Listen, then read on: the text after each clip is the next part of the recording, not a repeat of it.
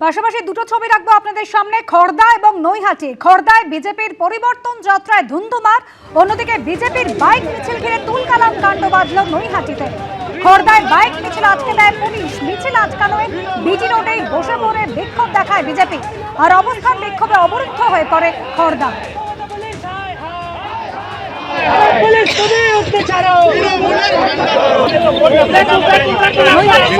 বিজেপির পরিবর্তন যাত্রা উপলক্ষে নৈহাটির নদিয়া জুট মিলে মোড় থেকে শুরু হয় বাইক মিছিল।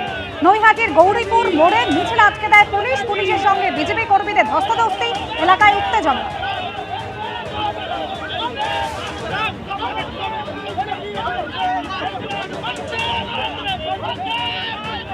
বিজেপি বিধায়ক শঙ্কর ঘোষ আমাদের সঙ্গে রয়েছেন টেলিফোন লাইনে। শঙ্করবাবু, আপনি শুনলেন জগদীপ ধনকর থেকে শুরু করে সিভি আনন্দ বোস, এ রাজ্যে কাউকেই আপনারা রাজ্যপালের টেনিওর শেষ করতে দেননি। মমতা বন্দ্যোপাধ্যায় বলছেন সিভি আনন্দ বোসকে রীতিমতো থ্রেট করা হয়েছিল। মমতা বন্দ্যোপাধ্যায় কিন্তু সবটা জানেন। শুধু তাই নয়, তামিলনাড়ুতে RN রবি যাই করে থাকুন না কেন, পশ্চিমবাংলায় কিন্তু হবে না।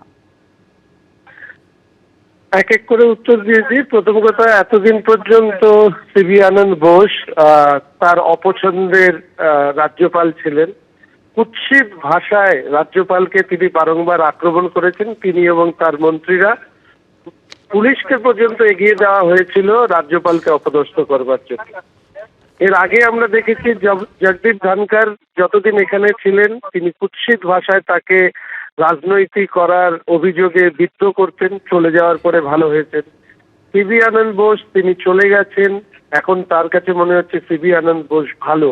তাহলে এই ধরনের দ্বিচারিতার রাজনীতি করার পরে উনি নৈতিকতার কথা যখন বলেন, তখন এটা মাথায় রাখতে হবে যে পশ্চিমবঙ্গের মানুষ ওনার দ্বারা পরিচালিত রাজ্যের সরকারের প্রধান সচিবালয় নবান্নকে তৃণমূল কংগ্রেসের পার্টি অফিস হিসেবে জানে।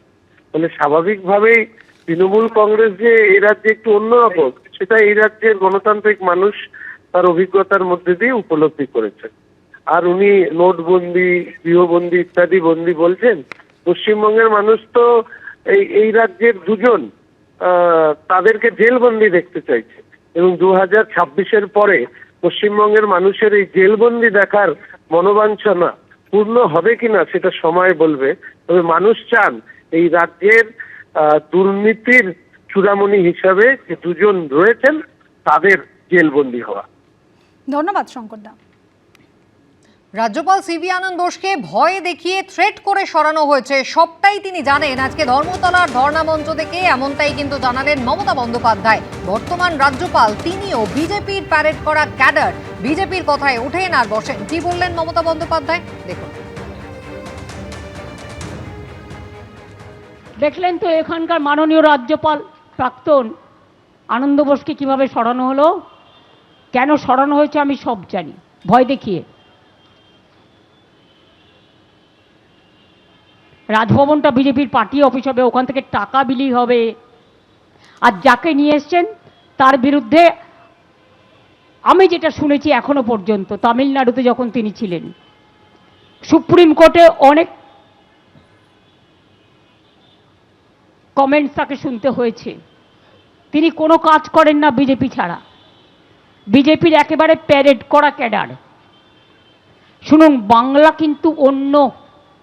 তামিলনাড়ুতে যা করেছেন, রোজ তামিলনাড়ুতে স্ট্যালিনদের জবাব দিতে হয়েছে, প্রতিদিন বেচারারা ফেস করেছে। বাংলায় ভোটের 1 মাস আগে কেন চেঞ্জ করলেন? কাউকে টাইম কমপ্লিট করতে দিচ্ছেন না। যা করেছেন ধনকরও তাই করেছিলেন। বিজেপির কি করেনি? তাকে এখান থেকে নিয়ে গেলেন ইলেকশন করার পরে উপরাষ্ট্রপতি, তারপরে নজরবন্দি, নোটবন্দির মতো ভোটবন্দি, নোটবন্দি, নজরবন্দি, গৃহবন্দি। অজিত পাওয়ার আমি যখন বললাম যে ভালো করে ইনভেস্টিগেশন করা উচিত, অনেকেই তখন বলেছিলেন কেন আমি এ কথা বলছি, যা বলেছি তা তো সত্য, প্রমাণিত হয়ে গেছে। আনন্দবাবুকেও এখানে নিয়ে এসেছিলেন, তাকেও সরিয়ে দেওয়া হলো। কারণটা যদিও আমি জানি, কিন্তু আমি বলবো না। কিন্তু তাকে থ্রেট করা হয়েছে, এটুকু আমি বলবো। অনেকে তো চায় না রাজভবনটা বিজেপি পার্টি অফিস হোক, ওখানে বিজেপির টাকা ডিস্ট্রিবিউশন হোক, সবই তো করে এরা। নৈতিকতা মানে যারা দিল্লিতে এখন বসে আছে এরা তো মোহাম্মদ বিন তুগলকের জ্যাঠামশাই। এবিপি আনন্দ, এগিয়ে থাকে, এগিয়ে রাখে।